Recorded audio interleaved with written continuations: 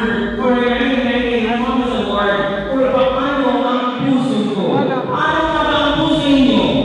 Kung wala na ang inyong pangunaw.